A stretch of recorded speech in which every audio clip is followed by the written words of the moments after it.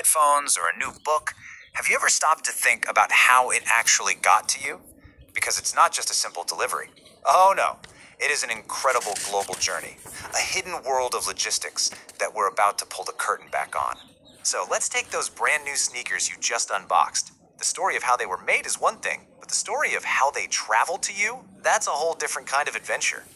We're going to trace their path from a factory floor, maybe thousands of miles away, across vast oceans and continents, all the way to your front door.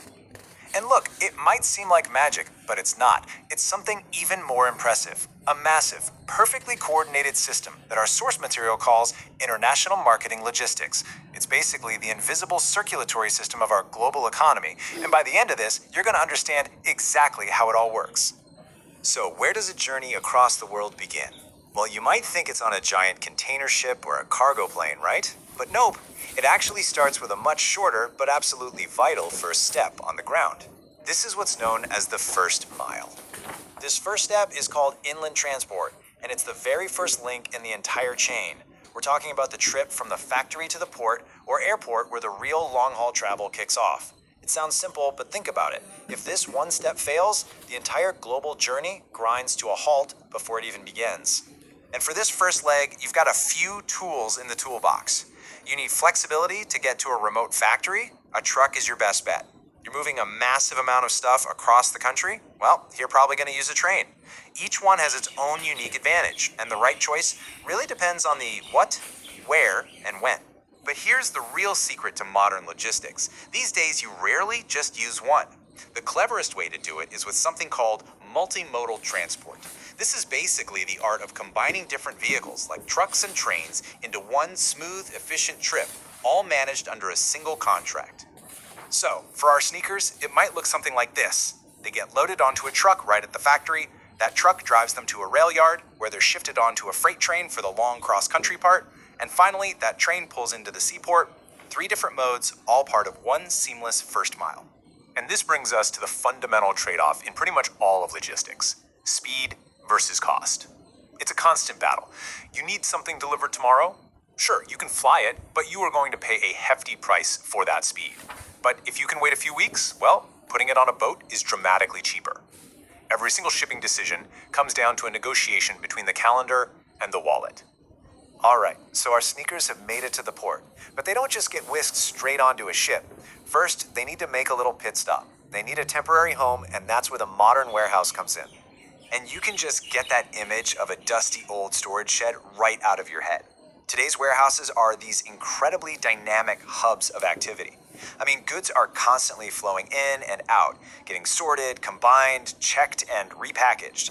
Honestly, they're less like a storage unit and more like a busy airport terminal, but for cargo. Of course, there's no one-size-fits-all warehouse. If your business has sales that go up and down, you might just rent space in a public warehouse. A huge retailer with predictable shipments, they'll probably build their own private one for total control. And a really smart importer might use a bonded warehouse, which lets them store goods without paying import taxes until they're actually ready to sell them. Pretty clever. Okay, here's a key bit of industry jargon you should know: the Container Freight Station, or CFS. The best way to think about it, it's like a carpool for cargo. So, if our sneaker company doesn't have enough boxes to fill a whole shipping container, they send their stuff to a CFS. And there, it gets bundled together with other people's stuff to create one full, cost-effective load. It is all about efficiency. So while all this physical movement is happening, trucks, trains, warehouses, there's a digital brain working behind the scenes, making all the critical decisions. This is the world of inventory management, and it's what keeps the whole system from falling apart. I mean, this is the million-dollar question, isn't it? If you make too few sneakers, you lose out on sales.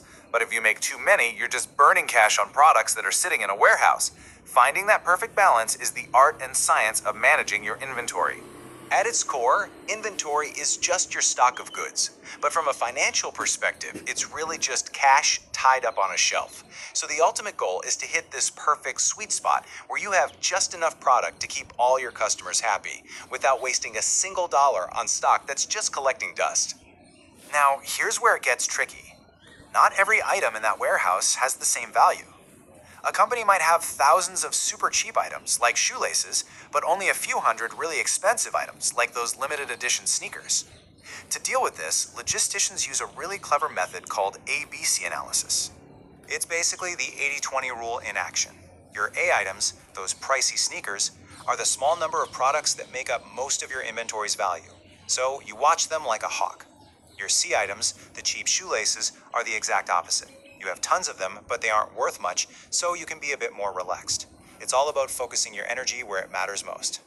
Okay, let's zoom out for a second, because the real magic here isn't in any one of these individual pieces. It's not just the trucks, or the warehouses, or the inventory software. The genius is how they all connect and work together as one single integrated system. This idea is what our source material calls the total system concept. It's a whole philosophy that says you can't just try to make one part of the journey cheap. You have to look at the entire trip and figure out the lowest total cost. It's like planning a road trip. You don't just look for the cheapest gas. You plan the route, the stops, and the timing all together to have the best overall trip.